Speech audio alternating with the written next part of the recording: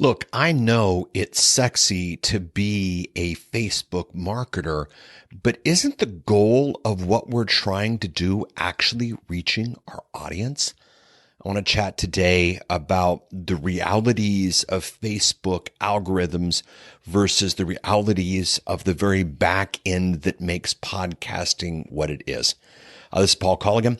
This is the Podcast Report. You can find the Podcast Report on all podcast platforms wherever you get your audio. Look up the Podcast Report and you can subscribe. I have to be recording this to Facebook because I do have some fans who will show up on Facebook, and Facebook will show some people this content, and at some point someone will join, and at some point someone will watch the archive. But the numbers, the proportions, the specifics, the targeting, all of these things are based up to a Facebook algorithm that really is in many ways a victim of its own success. Facebook can't show you everything you've liked, can't show you everything you've signed up for, because if they did, it would be this constant flow. It would be this fire hose type of bursting of content to you. So Facebook has to decide what you see. And Facebook has an algorithm that's designed to figure out what you see. And there's all sorts of issues with algorithms and AI and all of this stuff. And one thing that Facebook has done, and in the grand scheme of things, it's not that bad of an idea. Facebook has said, hey, if you really want to get in front of your audience, prove it, show us by paying.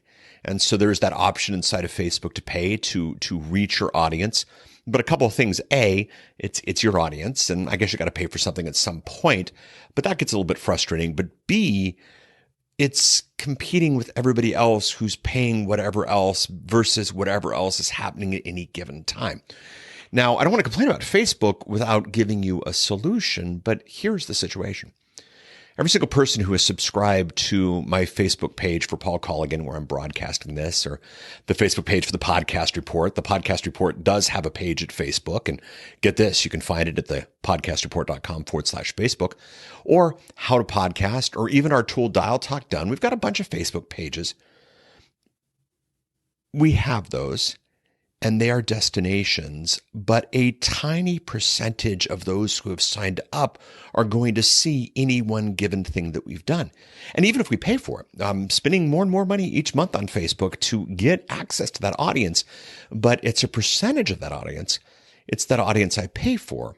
Whereas flip side, I'm going to release this as an episode of the Podcast Report about 10 minutes after I finish this recording. And you know who's going to get this?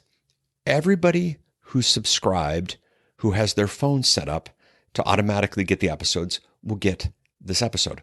100% spam free. Not this email, 10% delivery, hopefully. Not this social media, Facebook, well, if I pay enough and, the moons are in alignment, the right person might see it. But 100% of everyone who's subscribed is going to get this either automatically, if they have background notifications turned on, or if they're the type of person who set things up to not always disrupt them in the background. And I have great empathy, and I have great understanding for people who do that. The next time they turn on their podcast app, this episode will show up in the background. 100% of anybody who is asked to see my stuff is going to get this episode of the podcast. Not 100% of the Podcast Report people on Facebook, not 100% of the Paul Colligan people at Facebook, not 100% of the How to Podcast people at Facebook, not 100% of the Dial Talk Done people at Facebook, not even a combination of those four are going to get it. Now, is that just the nature of podcasting versus Facebook? No, I could put this at YouTube, and at some point my automation needs to go back into play to where this automatically posts at YouTube. A percentage of people will see that, but I can't remember the latest number. I've got a good chunk of YouTube subscribers, but here's the thing.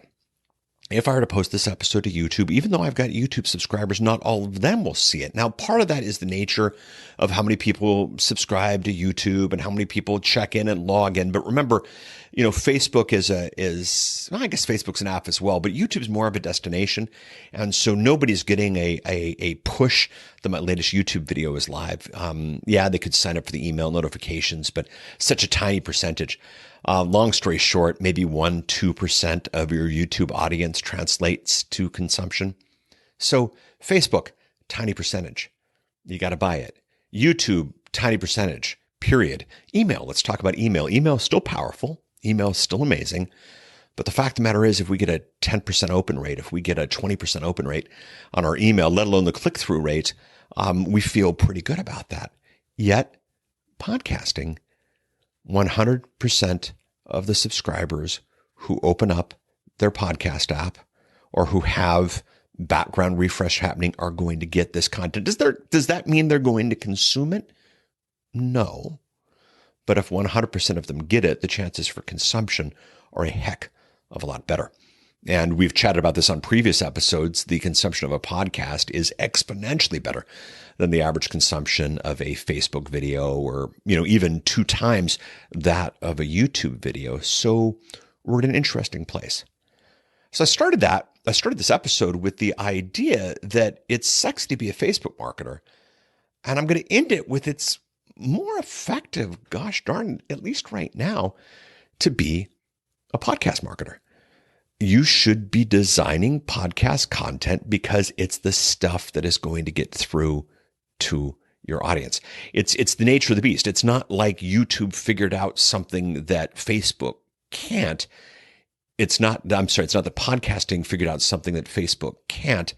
It's that the nature, the open nature of the beast, the subscription paradigm, the way all this stuff works behind the scenes, 100% spam free, algorithm free delivery, as opposed to all the other things where you have to fight all the other noise.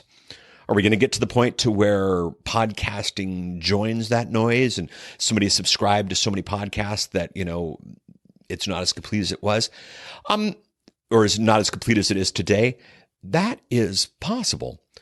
But the consumption feel, the consumption flow, the consumption paradigm for podcasting is so different that you're still going to have a better chance here. Does that mean that I should drop everything for podcasting? No, I'm recording this to a Facebook Live presentation. And some of you will catch this on Facebook Live. I might even boost it for some more of you to see it on Facebook Live. But the fact of the matter is many, many, many, many, many, many times more people will catch the podcast version of this. And because so many more people will catch the podcast version of this, I should be thinking about the podcast, which is what I'm thinking about right now. And because so many more people will do the podcast, they'll consume more of it, which is why I'm doing it the way I'm doing it right now. Don't limit yourself to podcasting, but realize the impact of podcasting. Realize how the algorithm of Facebook fights with podcasting realities and the kind of results you're going to see by doing, the smart things that you should be doing. That's it. That's all I have to say. I want you to think this through. I want you to be smart. And I want you to reach as much of your audience as you can using the technologies that are the smartest. This is the Podcast Report. This is Paul Colligan. Thank you so very much. Make sure you to subscribe so that you don't miss a future episode. And once you subscribe, it will come automatically because the nature of podcasting. Have a great day. New episode coming soon. Bye.